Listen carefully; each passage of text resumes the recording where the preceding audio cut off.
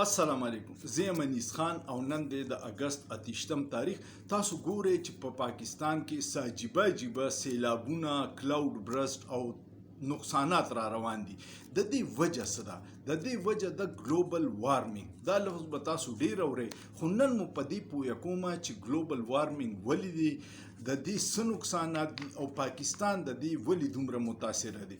ګلوبل وارمنګ دې ته وایي چې د دنیا ټمپریچر د نارمل نه سیوا کیږي، نو دا د هغې نقصانات دي چې بیا ګلیشیر تیزۍ سره ولي کیږي، سیلابونه راځي.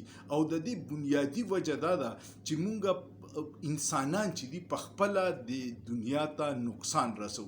بیا ډیر ملکونه داسې دي چې د ګلوبل وارمنګ نه متاثره کیږي خو هغې د بچاو اقدامات کوي. پاکستان بدقسمتۍ نه په یو داسې نااهله لاسو کې دی چې مونږ د دې د بچاو کم احساس دی چې دا زمونږ د نسلونو د بقا خبره ده، مونږ هغسې دې له توجه نه ورکوو. دا څومره چې په دې ګاډو په سلینسرو باندې دا لوګي وځي، څومره چې په فیکټریانو کې دا کویله سوځي، دا ټول چې دی دا کاربن مونوکساید جوړي او د کاربن یو مالیکیول چې دی 200 کاله په فضا کې. د دې سره چې کله بیا میتین ګیس ملاو شي دا بره لاړ شي او دوی هلته کې حرارت جذب کی او دا ټول ماحول چې دی دا ګرم کی.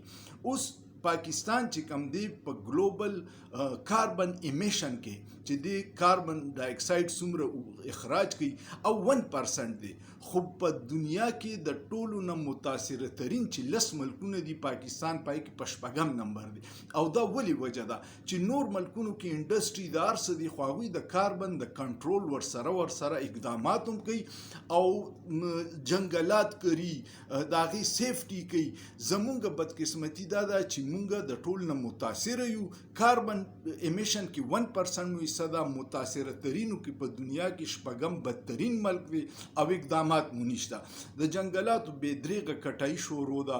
تاسو وګورئ دریاګانو لارې بندو، قبضه مافیا ده، هغې له مونږ کورونه جوړو، نو دا بدقسمتي ده. بیا مو ډیمونه جوړ نه کړه.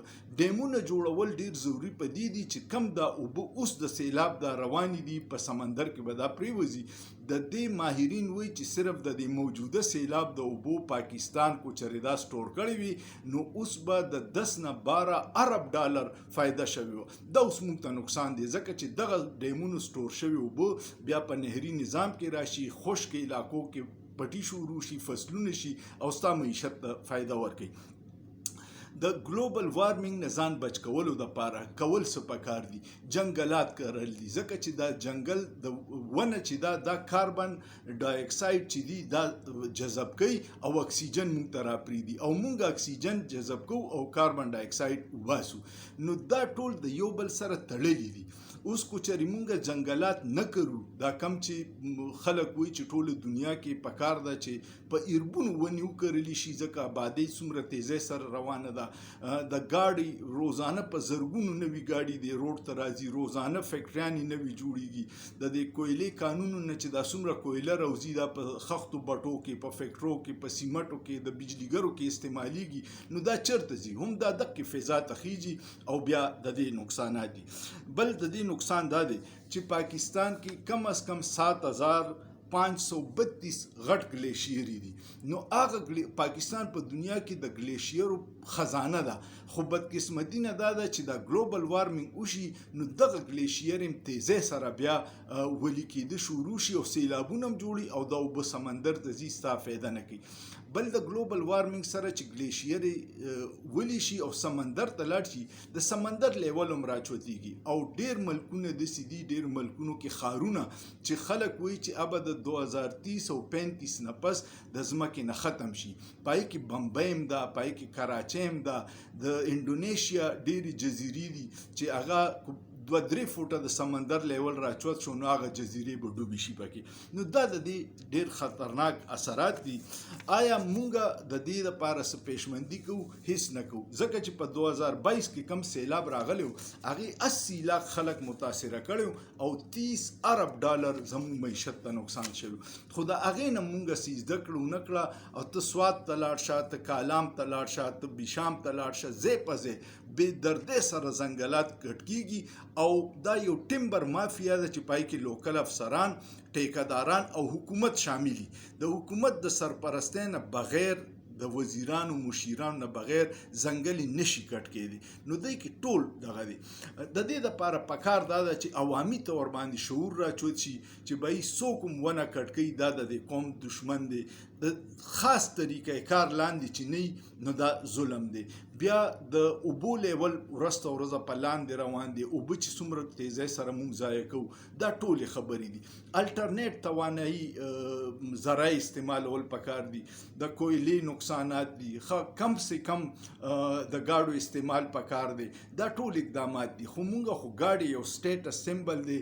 په کور کې شپږ ګاډي ولاړي نو ټماټر راوړو اکثر نوې کرولو باسي او پای کې د مارکیټ نه راوړي. پیدل هم تلی شي، په سایکل هم تلی شي. هالینډ چې څه موده کې یو 30 سال مخکې بدترین د پلوشن متاثر و، خو هلته بیا قوم او حکومت یو فیصله وکړه چې د هالینډ نه پلوشن ختمو.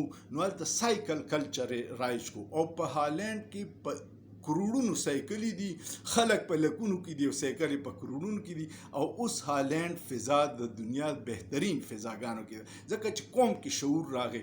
نو چې څو پورې زموږ په مختلف سایډز باندې به د خلاف جهاد کولی، یو به ونې کرلی، د اوبو استعمال به کمولی، د گاډو استعمال به کمولی، عوام کې به شعور راوستلی. کینی ګلوبل وارمنګ نه پاکستان چې څومره متاثره دی، نن سیلاب په پنجاب کې، په بونیر کې، په سوات کې، په باجوړ کې کمی تباهي کړي دي. کال لبه د دین هم سی وای. تاسو یو بل خبره نوٹ کړی دا چې مخکې به ګرمیانې 6 میاشتې او 6 میاشتې یخنیانې وي. اوس یخني راغلی د صرف 30-35 ورځو ته. نو ټوله ګرمي ده، یو ګرمي ده، شدید ګرمي ده او یو میاشت یو نیمه یخني ده. نو دا موسمونه صرف په دې وجه دي چې مونږ په خپلې خطې ته نقصان رسو. امید لرم چې تاسو به دا ویډیو خوښه شوي. ویډیو کوم خوښه شوه کمنټ وکړئ، لایک وکړئ، شیر وکړئ او د خپل نسلونو د بقا لپاره اقدامات وکړئ. سوچ پې وکړئ، په سوچ کې څه ګناه نشته.